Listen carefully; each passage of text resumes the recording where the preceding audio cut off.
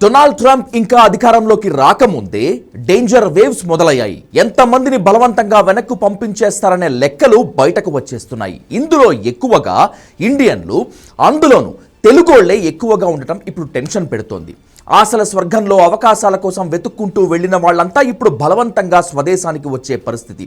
ఒకరు కాదు, ఇద్దరు కాదు, ఏకంగా 18,000 మంది ఇండియన్స్ను దేశం నుంచి వెళ్లగొట్టబోతున్నారు ట్రంప్.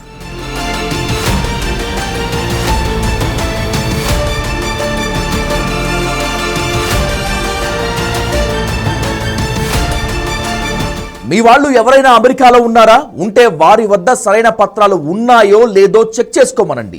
ఏ మాత్రం తేడా ఉన్నా తట్టాబుట్టా సర్దుకొని ఇండియా ఫ్లైట్ ఎక్కక తప్పదు. ఎక్కనంటే కుదరదు. అక్కడ ట్రంప్ కొరడా పట్టుకు కూర్చున్నారు.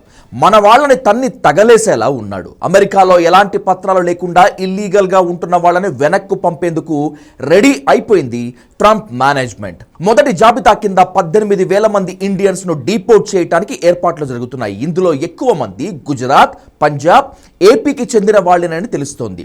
America immigration customs enforcement department లెక్కల ప్రకారం ఈ ఏడాది నవంబర్ వరకు 17,940 మంది భారతీయులు అక్రమంగా ఉన్నట్లు తేల్చారు. వీరంతా లీగల్ స్టేటస్ కోసం వేచి చూస్తున్నారు.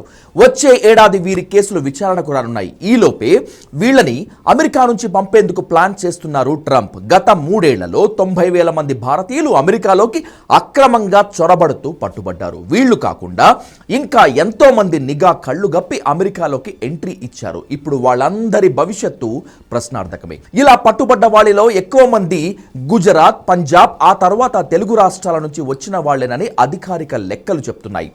మన వాళ్లలో చాలా మంది తమ వారితో పాటు అమెరికా వెళ్లి సరైన పత్రాలు లేకపోయినా అక్కడే ఉండిపోయారు. మరికొంతమంది కెనడా మీదుగా అమెరికాలో అడుగుపెట్టారు. ఇంకొందరు మాఫియా సహకారంతో అగ్రరాజ్యాన్ని చేరుకున్నారు. వీరిలో చాలా మంది తమను లీగలైజ్ చేయాలని అప్పీల్ చేసుకున్నారు. వారిలో కొందరిని అమెరికా కరుణిస్తే చాలా మందిని అగ్రరాజ్యం పక్కన పెట్టింది. త్వరలో మరికొందరి విజ్ఞప్తుల పరిశీలన జరగనుంది. కానీ ట్రంప్ దూకుడు చూస్తుంటే అక్కడి వరకు వచ్చేలా లేదు.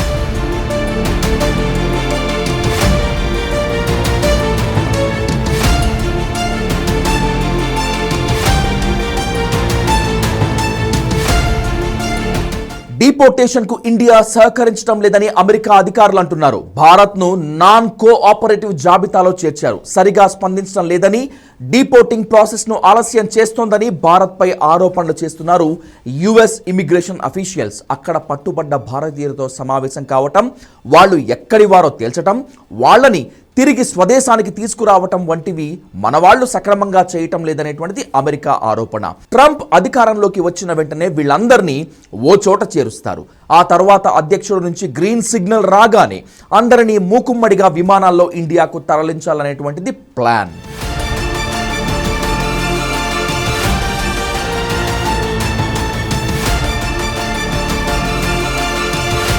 అసలు అమెరికాలో ఎంతమంది విదేశీయులు సరైన పత్రాలు లేకుండా ఉంటున్నారన్న లెక్కలు తీస్తున్నారు. దీని ప్రకారం మన వాళ్ళు దాదాపు 18,000 మంది ఉంటే చైనా వాళ్ళు దాదాపు 38,000 మంది ఉన్నారు. అంటే మనకంటే రెట్టింపు అన్నమాట.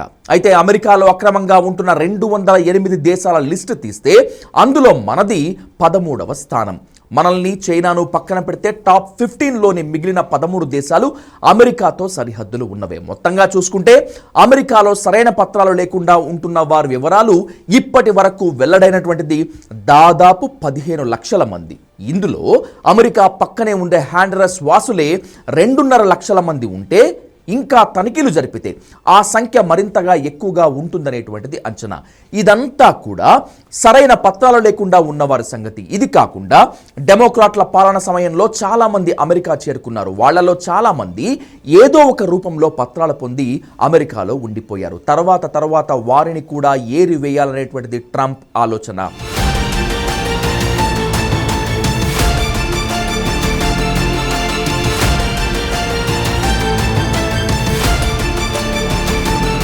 ట్రంప్ దెబ్బకు ఇల్లీగల్ ఇమిగ్రెంట్స్ మాత్రమే కాదు, చదువు కోసం వెళ్లిన వారికి కూడా ముప్పు తప్పేలా లేదు.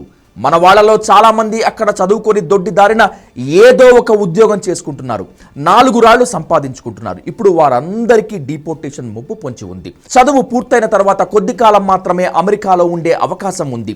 ఈలోపు అక్కడే ఉండాలంటే H1B వీసా పొందాల్సి ఉంటుంది. కానీ చాలా మందికి అది లేదు. ఆ లాటరీలో తమకు అదృష్టం దక్కకపోదా అని ఎదురు చూస్తున్నారు. ఇప్పుడు వారంతా వెనక్కు రావాల్సి ఉంటుంది. ట్రంప్ అధికారంలోకి రాగానే తమపై కొరడా పెడతారని అమెరికా సంస్థలకు తెలుసు. అందుకే అక్రమంగా తమ వద్ద పనిచేస్తున్న వారిని పక్కన పెట్టాలని భావిస్తున్నట్లు తెలుస్తోంది. తక్కువ జీతానికి ఎక్కువగా పనిచేసేది మనవాళ్లే కాబట్టి బాగానే వాడుకున్నారు. కానీ ఇప్పుడు సర్కార్ మారడంతో వీళ్ళని ఉద్యోగంలో ఉంచుకుంటే అది తమ మెడకు ఎక్కడ చుట్టుకుంటుందోనని భయపడిపోతున్నారు. వీళ్ళని కూడా లెక్కేస్తే లక్షల్లోనే స్వదేశానికి తిరిగి రావాల్సి ఉంటుంది.